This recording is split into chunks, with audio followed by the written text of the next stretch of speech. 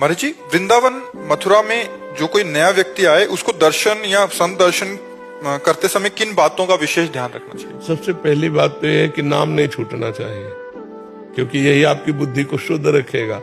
और यहाँ किसी के भी दोष दर्शन न करें। वैष्णव धाम में किसी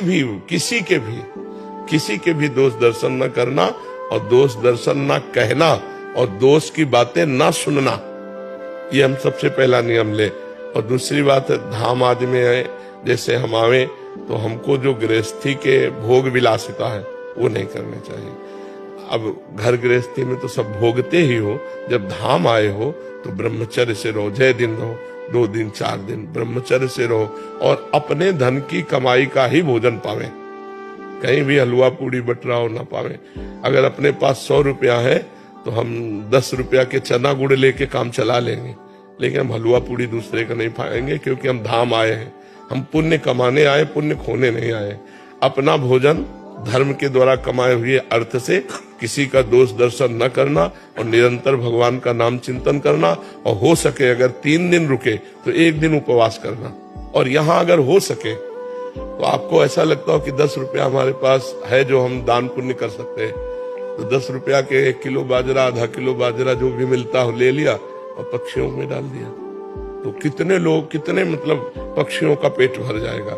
कुछ न कुछ परोपकार करना चाहिए, कुछ न कुछ दान पुण्य करना चाहिए। धाम में आकर के कोई जान न पावे, छपाओ मती, छुपा के कोई नहीं जान पाया, और आप पुण्य करके चले गए, नाम जप करके यहाँ चले गए, कोई अपराध नहीं किया, तो आपको भगवत प्राप्ति में सहयोग करेगा।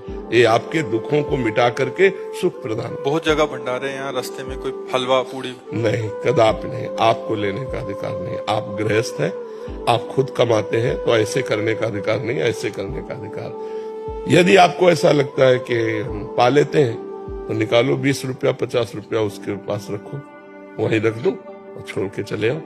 अगर आपने पाया भरपेट, तो आपको अंदाज होना चाहिए कि इतना 100 रुपया में मिलेगा, तो 100 रुपया निकाला, वहां रख दिया, चल दिया, तो ये बात तो हो जाएगी। दान मत लो।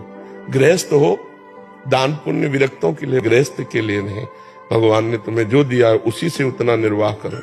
नमक चना रोटी खा के गुजारा करके चले जाओगे तो पुण्य एकत्रित कर लोगे, हलवा पूड़ी खा के जाओगे तो पुण्य यहीं दे के चले जाओगे।